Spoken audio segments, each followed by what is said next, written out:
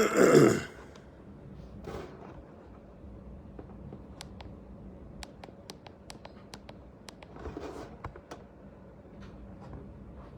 morning, Jeff.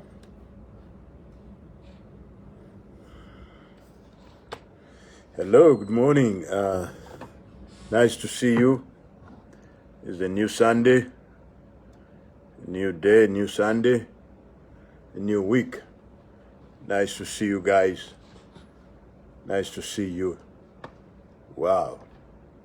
You guys have been waiting. I am here.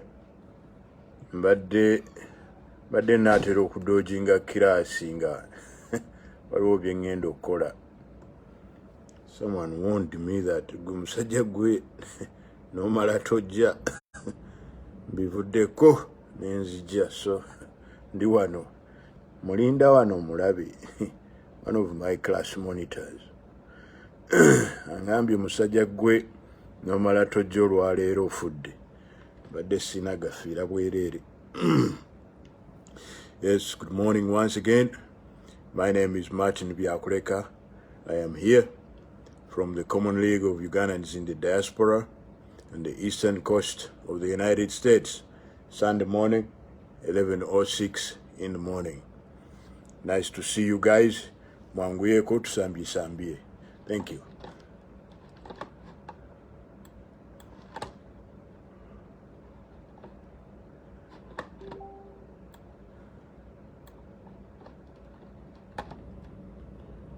Thank you.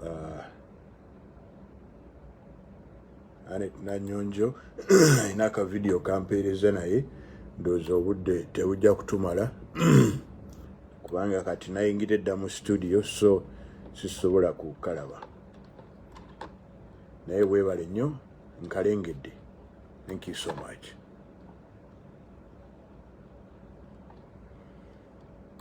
Thank you so much. So good morning once again. Sanyuse nnyo okubeera nammwe wano. As I said, ebyokukola tulina bingi nnyo, but of course country comes number one, but sometimes there are a lot of challenges. So yeah, but we are here and we are happy to be here. I thank you all for being here with me. Thank you for coming.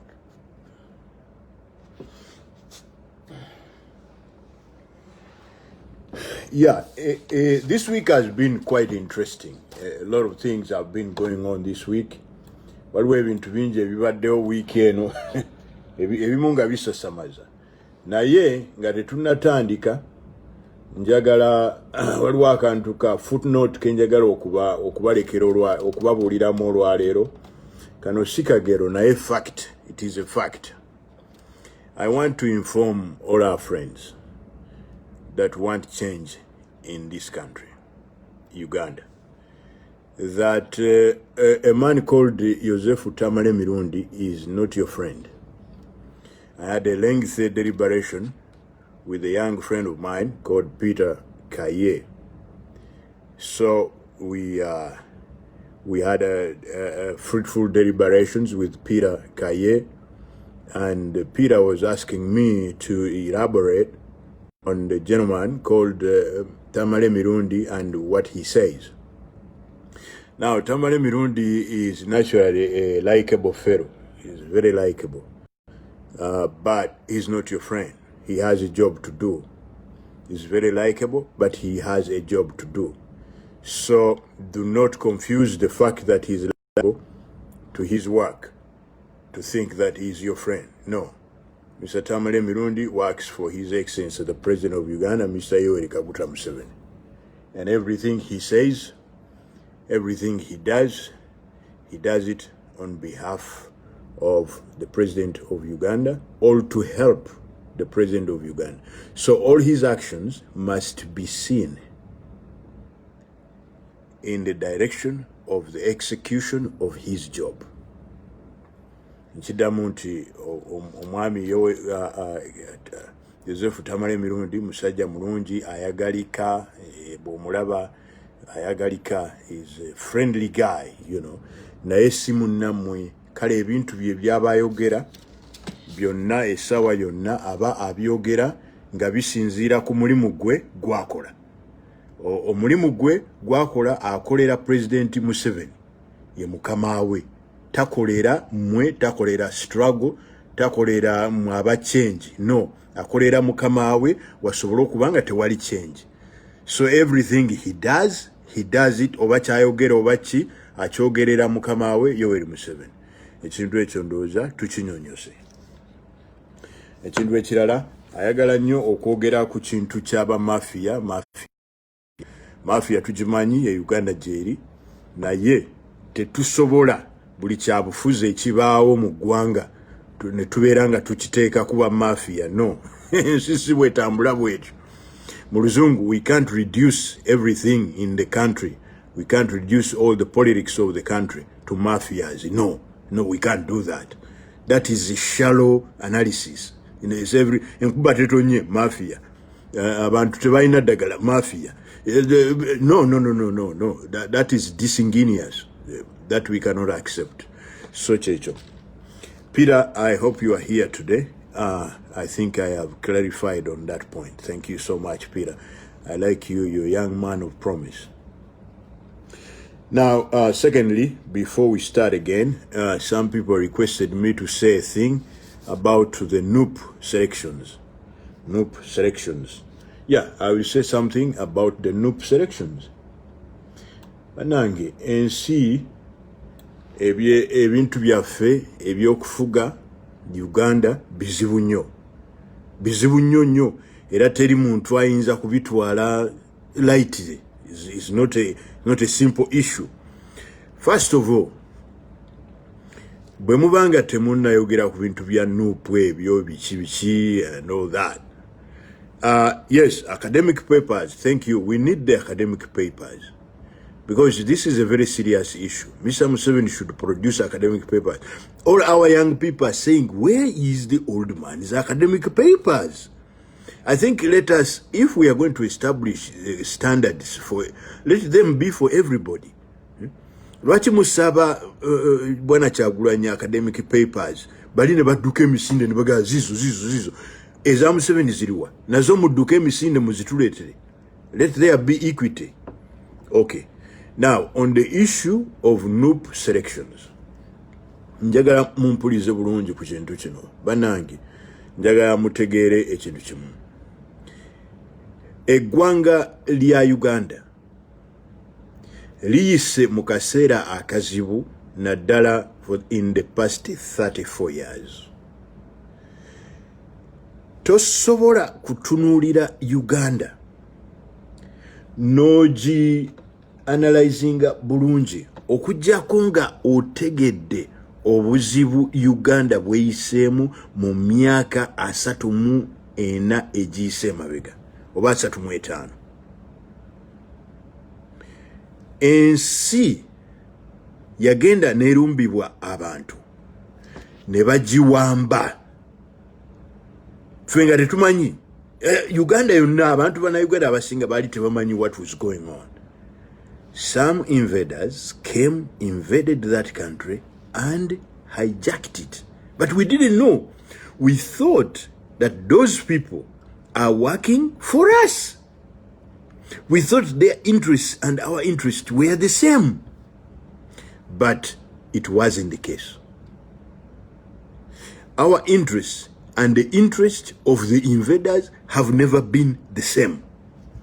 Abantu bawamba ensi yaffe mu 1986 naye ebigobererwa byabwe bo baatugamba nti byebimu n'ebyaffe naye tebyali byebimu.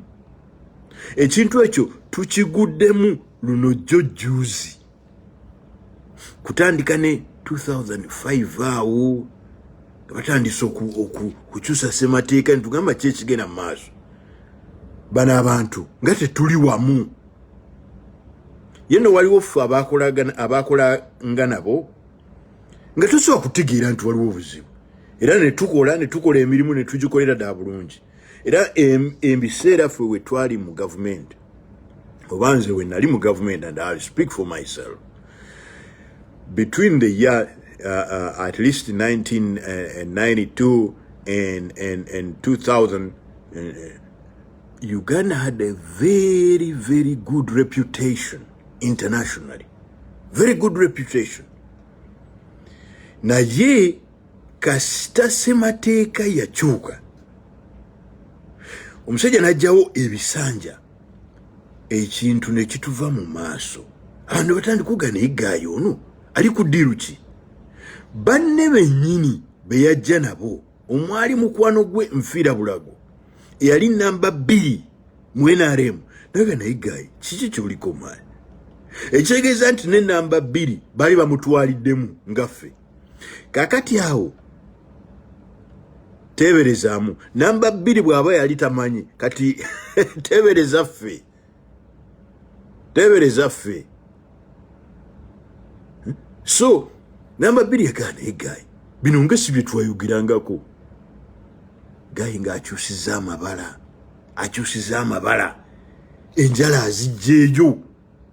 Kama nti bulijjo mbadde ndowooza nti ndina muntu munnange. Kisolo kijeeyo enjala. Kigenda okukwata omumiro. Mwalimu ne Bamatembe. Dr. Matembe mulaba. N'abakulu abalala awo ne bagamba nti amaani ffe. Bino byokola, we are not part of it. Kakati awo era we yatandikira awo mu nnaku ezo zennyini mwalimu olukiiko lw'amaanyi. Natandika ekigambo tubejjeko. Abo abatakkiriza naye okukyusa mu ssemateeka bajjemu ebisanja tubejjeko. Munnange nga babejjako ng'abagoba ng'akozesa excuse eyo nti bano tebakkiriziganya naffe munnaye tubejjeko. Kwegamba mulina okutegeera ekintu kino. Omukulu Bwana Museveni okuva edda nedda tabeerangako Democrat. Democrat kyeki? Democrat ye muntu awuliriza abalala bye bagamba ne bw'abanga abadde tabikkiririzaamu. N'agamba nti okay, someone who listens to alternative opinions and accommodates them is a Democrat. Ekyo Museveni takirina. Bw'oba okola ne Museveni ne mutakkaanya kwa heri teekayo. Is not a Democrat at all. At all. Ako kapaati mukategeere. Era banne bwe bataategeeragana naye n'atandika nti tubejjeko. Kubanga tebategeeraganye naye. Bagamba nti maani ekyo kyokola ekyokugyamu ebisanja mu constitution kitta democracy gwe tugezaako okuzimba. Yagamba nti mutwale eri tubejjeko. Era ne bavaamu ne bagenda. Ne bagenda. Omusajja namba 2 oyo yali musajja mukwano gwange. Nakola naye nga ndi muvuka moto. Nali katono ddala. Naye ndowooza ebintu nali mbitegeera bye nali nkola. So ne tubeeranga ne tufuna omukwano naye n'alaba nti akavuuka kano ebintu byekakola kabitegeera. Kubanga twali mu ministry yemu. Ne tufuna omukwano ntandika okwogera. Naye namulaba nga embeera si nnungi okuva bwe yaga oli munnaabwe bwe yaga tubejjeko n'ava munnanga ate yandikoze eki. Era twafunamu okwogera kutonotono bwe yali nga atambula eyo ne tusinkana nga atambula mu mawanga agensi n'alaga okunyolwa kw'amaanyi. Nange wadde nali muto awo nange we natandikira era ye yampa amaanyi nenga nti kino kikyamu. Naye ate nagenda okulaba waayitawo emyezi nga 2-3 ate nga zeeyo. Nenga musajja ataddiddeyo ki? Musajja ate yampadde amaanyi ataddiddeyo ki?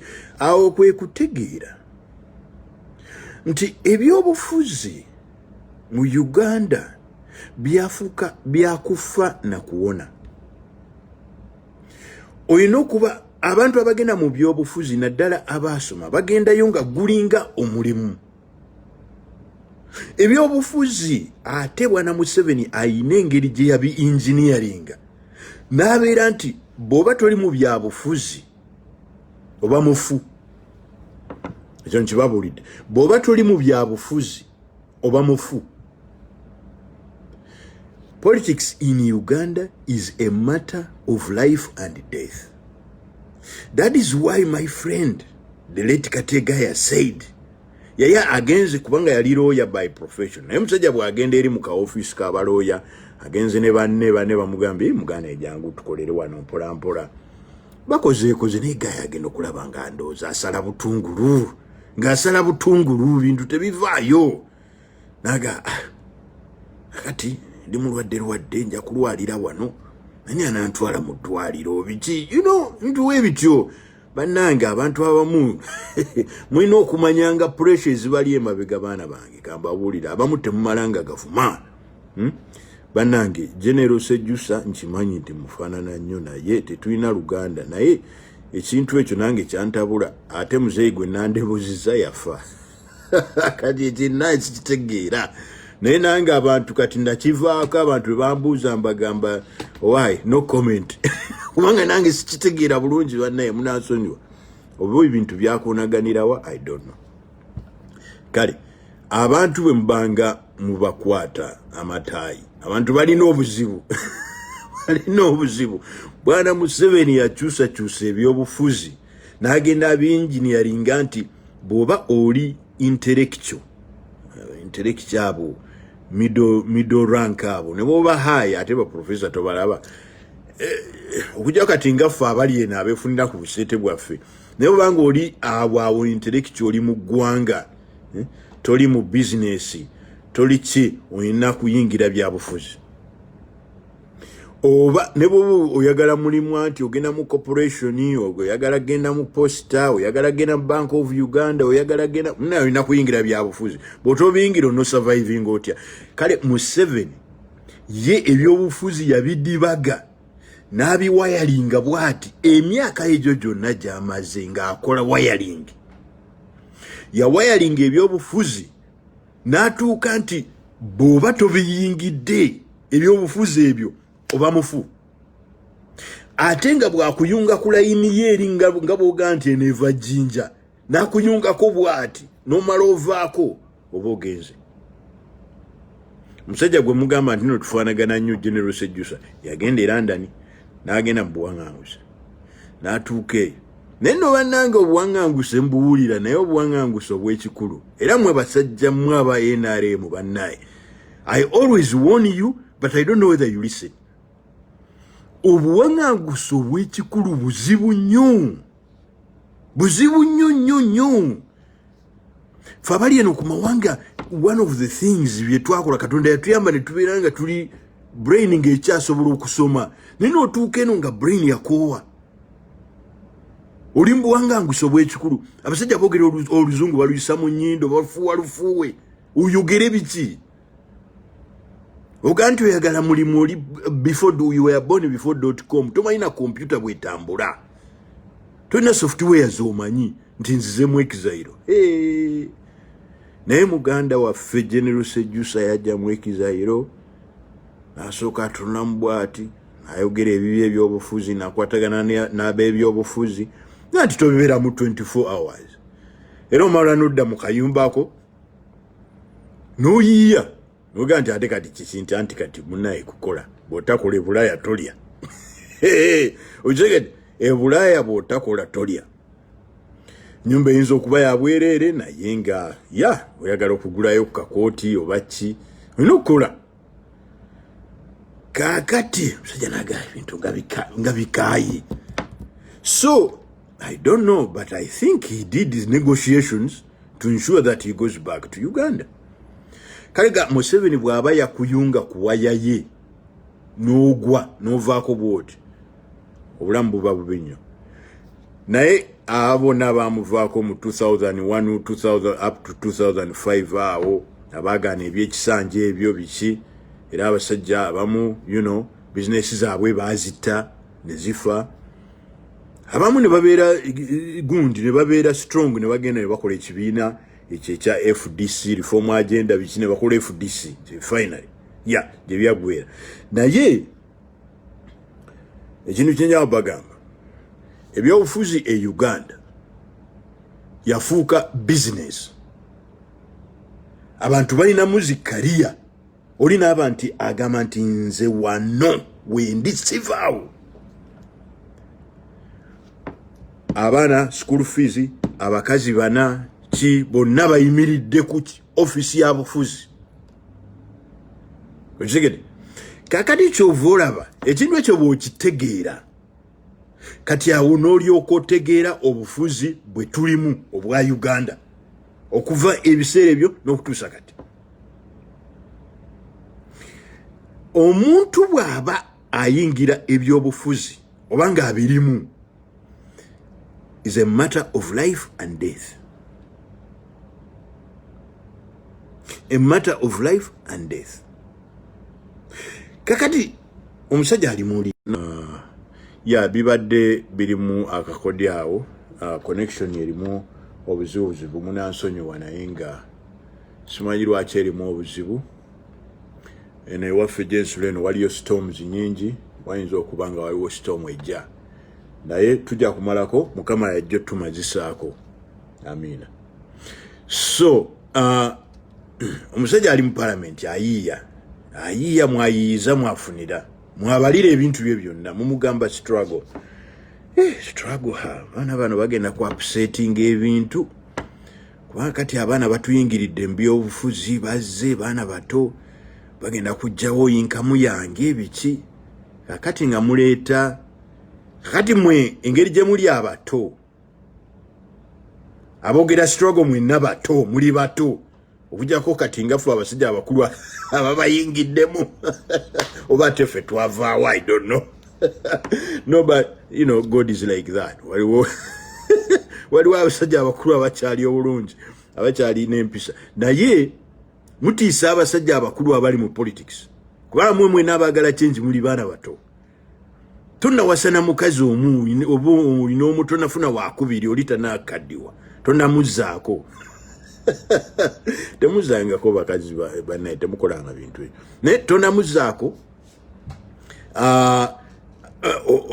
School fees olina abaana 14 school fees ate obulenzi buzze n'obuwala mbu bwagala kutwala power. Olaba olutalo weruva. Now you must understand the conflict, intergenerational conflict between the men and women who are in power today and you who want to come and upset the status quo. You must understand. This is the issue right there. Chovula banga abakulu tebabalekera. Kati abo bambi is not a problem nti kipinga bali mukulwanyi bagala mu 7 nti chichi. No. You are upsetting their livelihood. You are upsetting their livelihood. We wali olutalo awo. Museveni tamwagala naye munange. Yembeera. Museveni abeera wali n'abeera mu parliament nafuna akasente kafunye ate mwe muga ati ffe ekintu kyonna tukyera era walinze. Nze ne bya parliament saabyogerawo kuba parliament yonna njagala eveewo. Yonna njagala eveewo era bwe ndawo omuntu nti ayagala bwe mupinga nga kati gwe ate bwe mupyo ayagala bwaki. Because this is not the parliament we are talking about. This parliament is Chiwani. This is parliament kanjibabulire. Kisaniya kya Museveni yakikola. Ekisaniya mwateeka abantu be ababasoma abo baani bonna abalala bonna n'abayiwoomu n'abagabirira bwati ne basirikira awo. That parliament is a vessel where Museveni has heaped certain classes of Ugandans and put them there so that he can feed them, spoon feed them, so that they keep eating on those small things and keep quiet. Now, for anybody who wants true change, that parliament is not supposed to be there. Mumali mulabye wegwange erina parliament y'abantu 5 bagenda kuteesa ki? era abakazi bajja kwongera nga bagwa mu gundi mu bimani holu nga bibasikanga enkuba etonye. There will be no change. A parliament of 400, 500 people, what are they gonna do? Bateekawo kintu kiri awo nga bulaba ekiyumba ky'enkoko, ebikoko biri muli Museveni bwabiwa ku mazzi w'ebinywa bwebisirika kye b'ebikoko ebyo byonna. Ate n'abagenda mugende nga mulina mindset endala. Mwabato, our people, you gotta go with a different mindset. We are taking part in this with the intention of dismantling, not continuing the culture of eating. No. Kambabulire mu Luzungu. We are taking part in this with the intention of dismantling, because you know what it is. The mission, overall mission, is to overthrow this bankrupt regime. So why do you go there? Marende, Bani. Why do you go there? Alan Sewanyan. You know that you have gone to resist it. You have gone to continue the citizens' resistance agenda. CRA. Citizens' resistance agenda. That's what you're going to do there. So people like me, we don't have respect for those people who are in that parliament. Especially ababajiruddemu mbunze waliwo benabye bajjemu mu kamyufa mu selection ya noob nze maze emyaka 15 nze ne experience. If you have been in the opposition for 15-20 years and the government has not changed, then you have no job, you have no right to call yourself a change agent. You are a failed agent. You are a massager of the dictatorship. I hope I'm clear there. Ekyo kinyuma mu Luzungu sisobola kikyusa. Ewa kwano banga abatamanyi nnyo Luzungu. Obugambo omu mujja buyiga temufaayo. Nze mbamanyi mukalukalu tajja busera. Mwe abantu baffe mbamanyi. Olaba Muzungu yaleeta eggaali n'abagambo eno carrier ne mugeeyo carrier totubuzaabuza. N'abagambo eno stand ne mugeeyo sitadi. So muyiye tujja gendera mpola mpola. So abo bonna abayomba nti NUP abajjemu. Let me tell you a few things. NUP is a revolutionary entity. National Unity Platform. NUP is a revolutionary entity. It's a platform unifying change agents who want to change.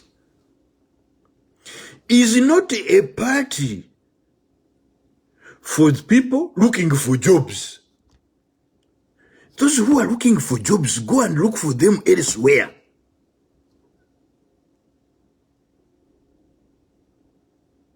When tewali your business steady who you kunonya emirimu. Lewis is not a recruiting agent. David Lewis is not a recruiting agent for people who are going to make money in the parliament. No. He's an administrator for the platform of change agents. I hope you have understood that. Saja muleke. Hey, the man has a duty to manage and streamline a platform of unified change agents. He's not giving jobs, he's finding jobs for you, politicians. And he's making everything objective.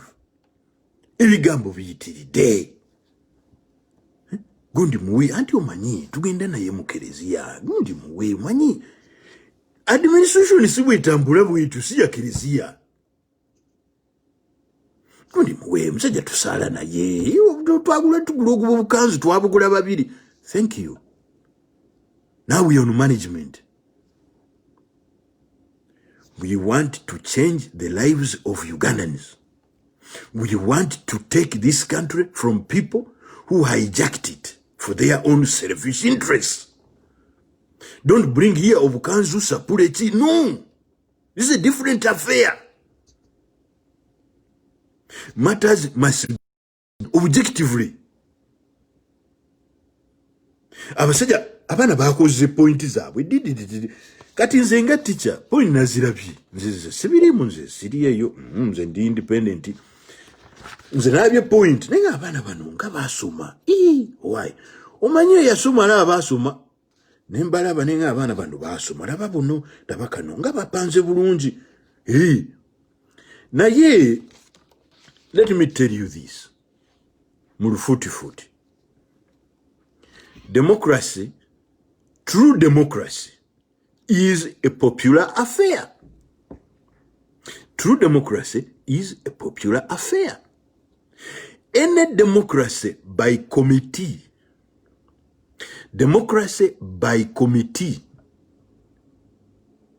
is not true democracy. Is only representative democracy.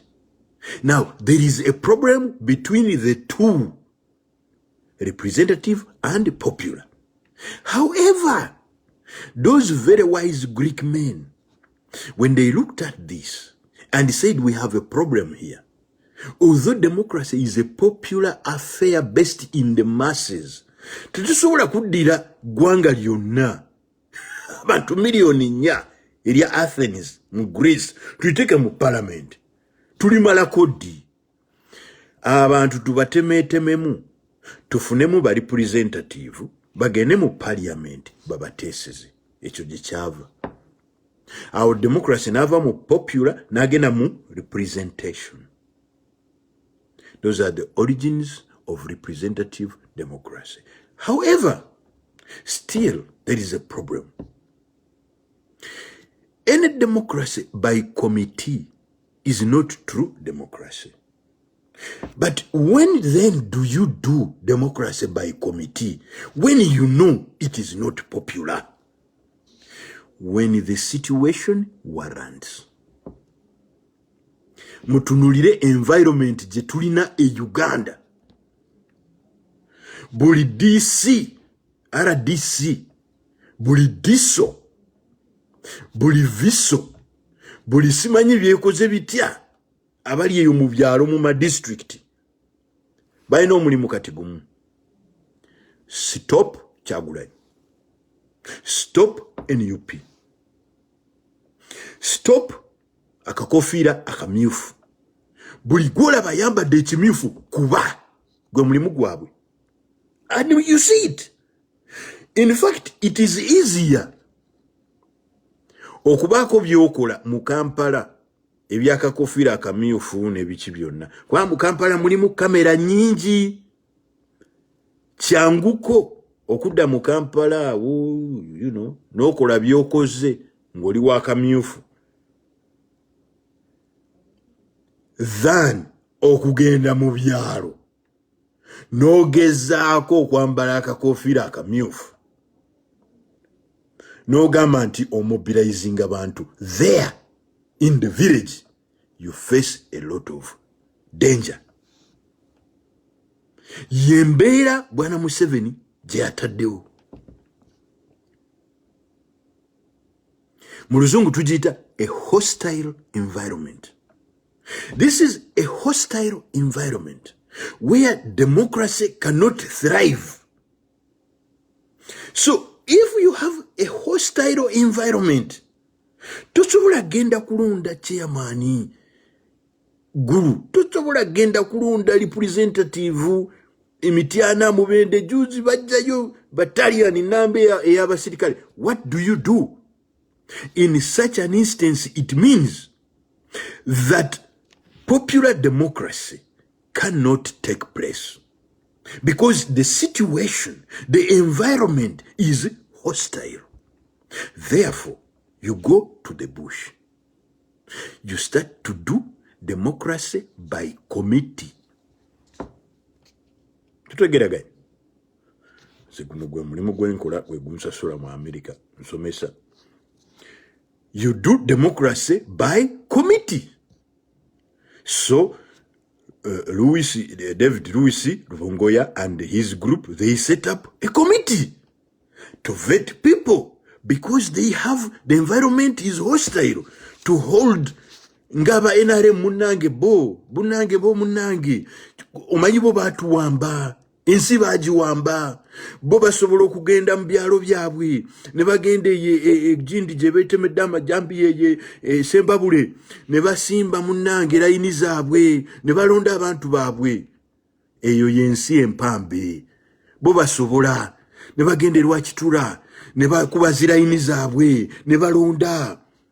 Gundi tango doi najjayo Kibooko n'agamba ngenda kuba abantu ensi yaabwe. Ffe tetusobola. We can't. Eyo gye bayita unfairness, injustice. Goba togimanyi ng'oyogera njogere ku Facebook. Eyo gye bayita injustice. Abakyenvu bagenda ne basimba layini zaabwe ne bakola ki ne balonda abantu baabwe. Abana abakiikirira NUP gendo bikole bagenda kukonkona omutwe bagwabye ate nga polisi yekukonkona. Kyovulaba nga Balubongoya bagambye nti tuteekewo akakiiko kavetinga abantu nga kalina obuntu bwe bakozesa kubanga munnanga ate ffe tunaakola ki? That is why, that is the justification by democracy, by committee, by NUP. And all people within NUP must accept the situation. Is democracy by committee, is it fair? No. Is it thorough? No. Is it perfect? No. But in the circumstances, it is the best scenario. Therefore, we must accept the results of that committee wholesomely.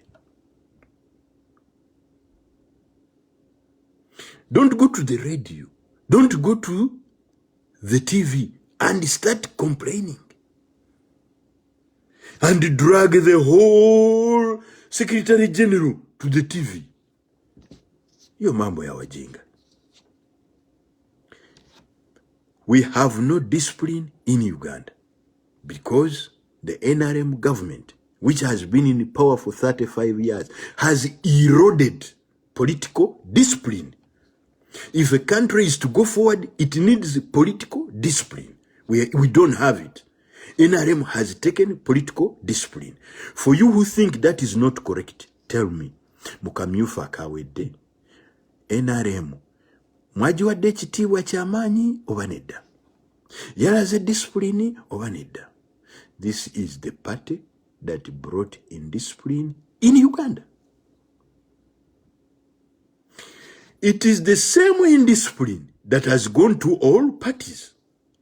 Museveni focused all politics and made it a money issue, a job issue through the parliament.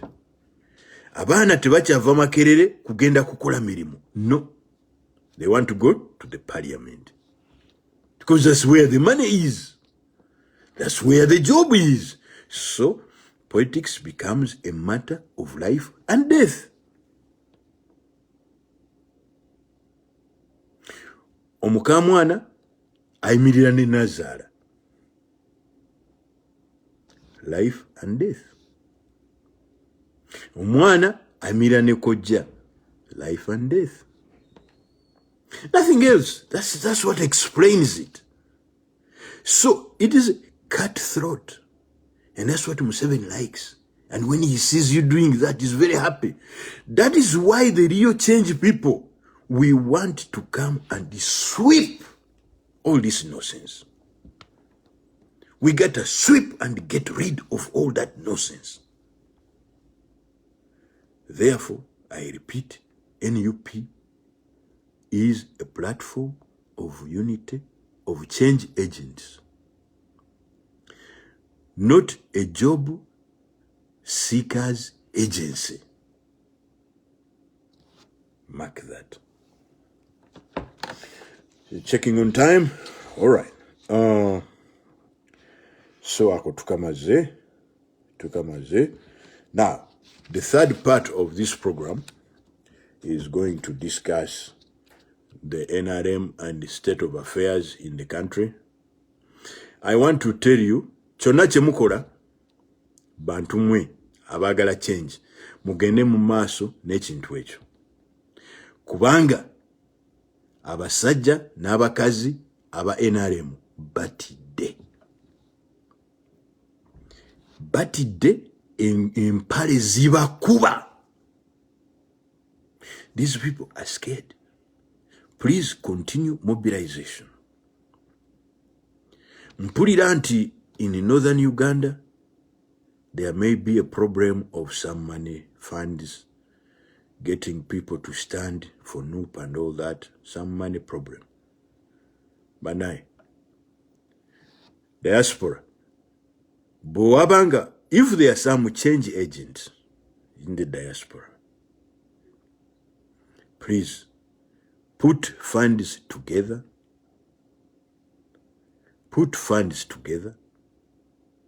You can talk to some of us, your people.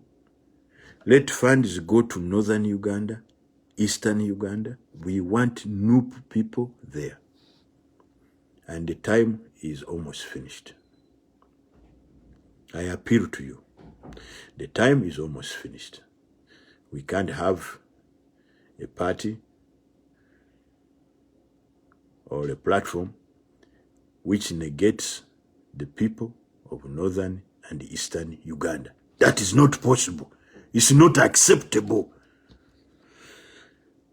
It is not acceptable. The people of northern and eastern Uganda must be included in the change agenda of our country. Willfully. There is no joking about that. Because if we don't do it, it will be regrettable. Museveni does not want to leave power. He doesn't.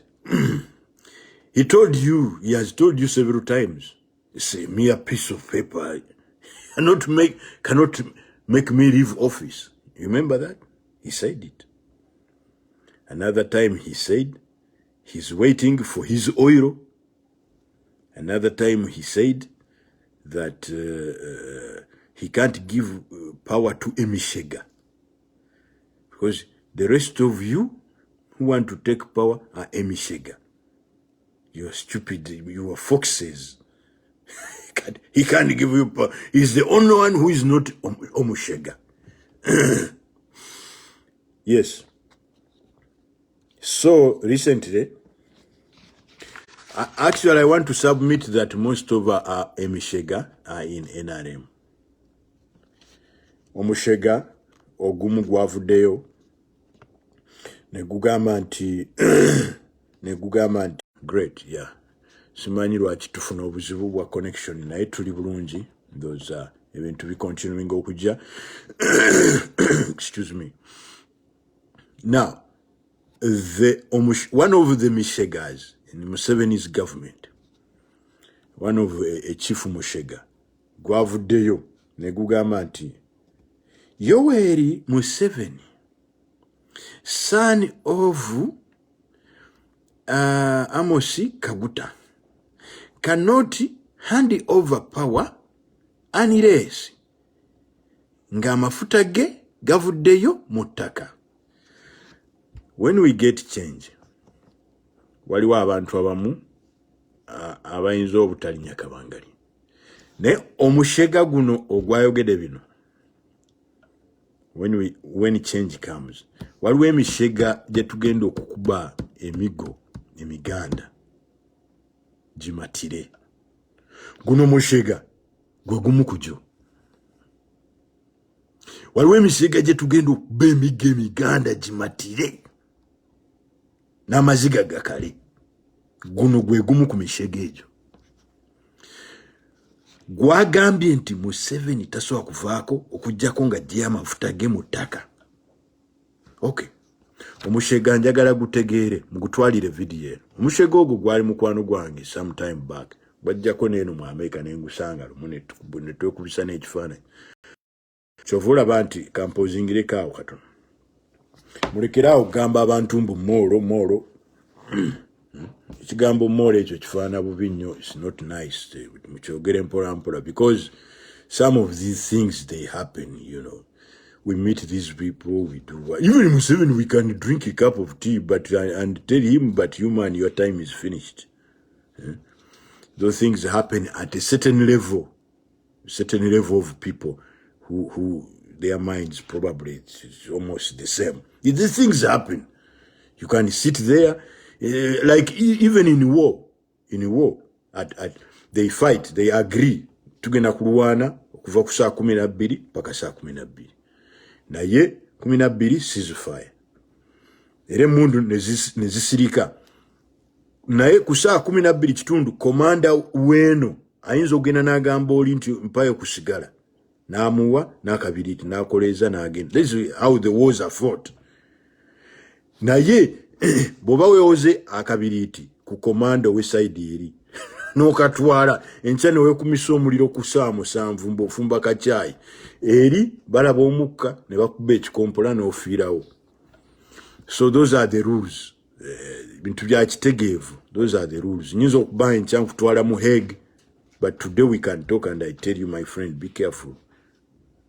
I take you to the Hague. Yeah, that's what happened. So, Omushega gwagambye mbu okujanga Museveni ajeeyo amafuta ge mu ttaka. Bw'aba tajeeyo tasobola genda. Now, I want you people to remind Omushega nti aga mafuta gaffe. It is our oil. It is not Museveni's oil. That you should know. This is our oil. It's not Museveni's oil. This is oil of Uganda. The only person who can say na mafuta gange chifuba yoyo nga ya ensi ya wamba mpambe. Kubanga bo engeri ensi gye bawamba empambe balowooza nti buli kamu kaabwe. No, this oil is for us. Gana mafuta gaffe temutubuzaabuza. Very sorry. And please listen very carefully. Statement yeyo. I want to inform you young people. That statement was made as a tactic to intimidate you because you have become very powerful. Mufuse bamanyi. You have signified mutegezeza nti obuyinza mubwetaaga. Abasajja bakitegedde nti obuyinza mubwetaaga. Kifuba dembe. Mugenda kulonda, mukuuma akalulu, bakabbe, mubakube. Bakimanyi.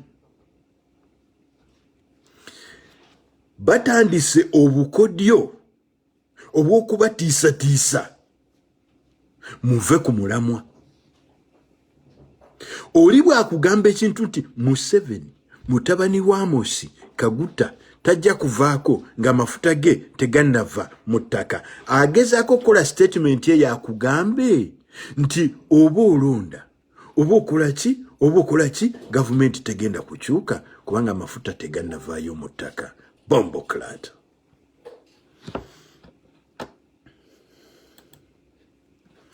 Oba amafuta gavuddeyo mu ttaka oba amafuta tegannavaayo mu ttaka, gavumenti tugenda kugikyusa.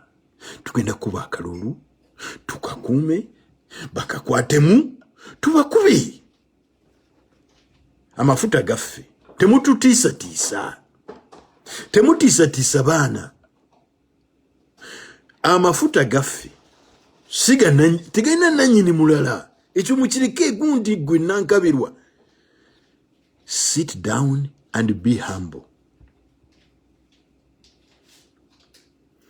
This gas oil belongs to the Ugandans. Do not intimidate them that Museveni is going nowhere because the gas is still in the ground. He is going to go. If he hasn't stolen a bit of it today already, too bad, because he's going. Nankabirwa, I hope you have understood that. I'm sorry to tell you that, and also to let you know that abantu kati babuufu omanyi tubabuusa nti zino ze programu tubabuusiza our people tebakyali beebafu kati. We come here, we tell them the truth. We are with you people. Tubamanyi mwe temututiisatiisa nze kuba n'oluye essaawa eno tolina kyakunkola. So we bring this knowledge, we inform our people. Ne babuuka. This is what we are doing. So you are in trouble, because we are informing our young people what it is. You know. So mugende mulonde mujeka abantu. Be careful. It starts with you as an individual. Starts with you as an individual. Gwenga individual oli fiti. This is going to be physical. Oli fiti. Obusajja obulaba buyiwa ku luguudo bujja ne kabangali buyola abaana baffe. Oli fiti.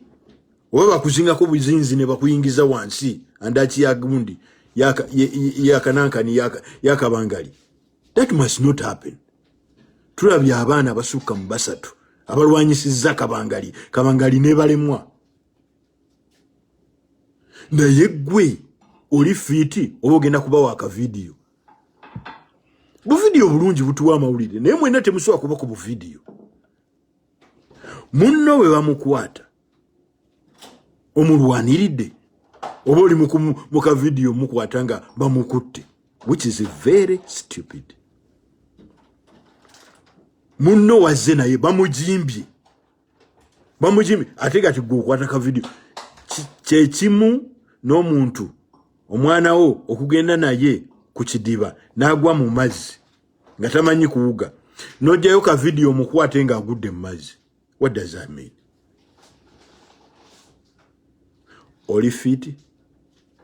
Can you rescue? Can you fight abasajja bakuteeka kabangali? Can you rescue the man gwe bateeka kabangali? Oli fiti? Press up 10 buli lunaku. Abavudde kweyo level 15. Abavuddewo 2. Temutuuka ku Christmas. This is the target. Temutuuka ku Christmas nga tewali atasobola kukola press up 20 ne sit up ez'olubuto 2. Temutuukayo. Ebyo si byakusaaga. Manyi kati wano waliwo abeeyita ba intellectual bagenda baga, what is this man talking about? Stupid guys. We are preparing the nation for change. We can't have weaklings abajega. Banakyalo batudde balina obusimu ba. No, we can't have such people. We must have people active. It starts with you. Kula press up. Musirikale mubapakati agweri. Omusirikale kyeki. Emundu fe tuzibagulira. Buli mundu gyolaba yo. It is yours. Buli mundu gyolaba yo. Oli agikwata atya n'akutiisatiisa.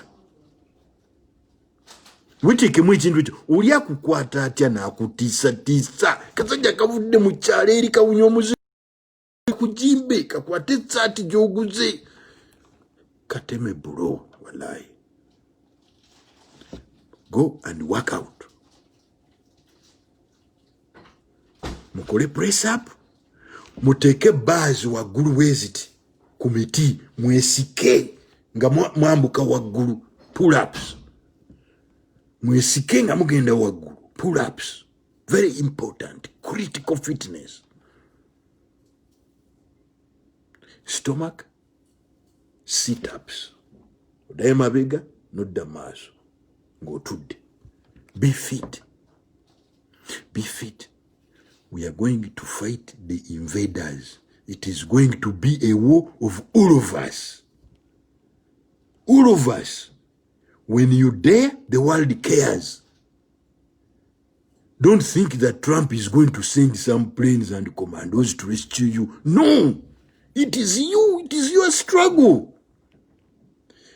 But if you engage in this,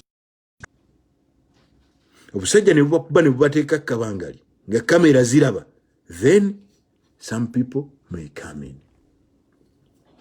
But this struggle is yours to start with, and you will win it. No more intimidation. Nobody should intimidate you. No. We shall overcome. Kambalabe next weekend, next Sunday. Thank you so much.